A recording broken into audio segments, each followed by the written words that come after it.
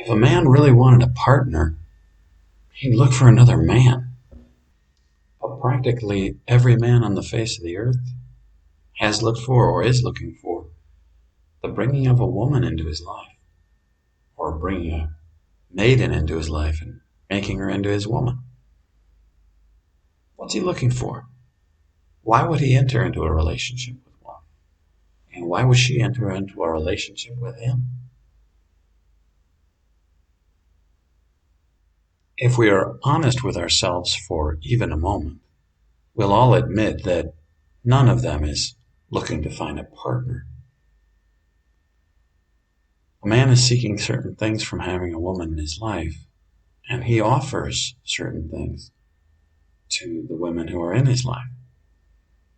But those things that he offers to her are not the same things that she offers to him. Women enter into relationships with men for primarily two things.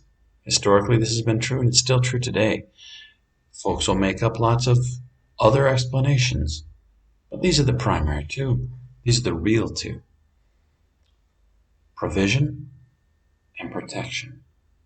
Provision of resources and protection from various threats to her well-being and to her resources.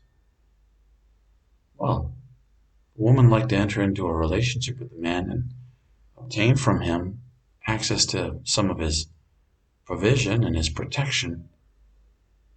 What can she offer him in exchange?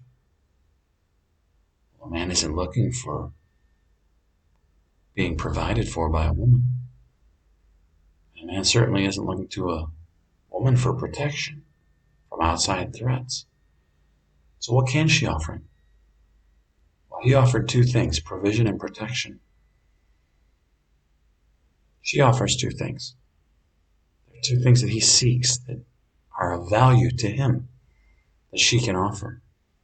And those are help, her service on his team, and sexual exclusivity. If a woman wants to come into a man's life, enter into his household, and enjoy the provision and protection that goes along with being a member of that team, a person who is of that household, his family, he is the family. She can offer him, and he might accept, her help. She's going to do what he says and do the things that he needs and do everything in her power to maximize the likelihood that he and his family will succeed and thrive and survive. That's number one. And she's going to offer him also exclusivity in her sexuality. Those things are valuable to him. If any of us has ever attended a childbirth or been in the nearby vicinity, after the child is born and everyone's healthy, we hope and pray, there's never any doubt about who the mother of the baby is. The person who was just in labor and had contractions and from whom the baby emerged, that's the mom. Nobody ever has any doubt about that.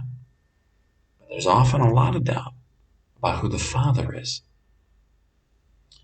A woman's sexual exclusivity is, for many reasons, this being one of them, a valuable offering she can make to a man in order to gain access to the provision and protection that comes from being on his team and a member of his house.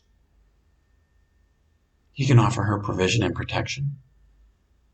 She doesn't offer those things to him. And she can offer him help and sexual exclusivity. He doesn't offer those things to her.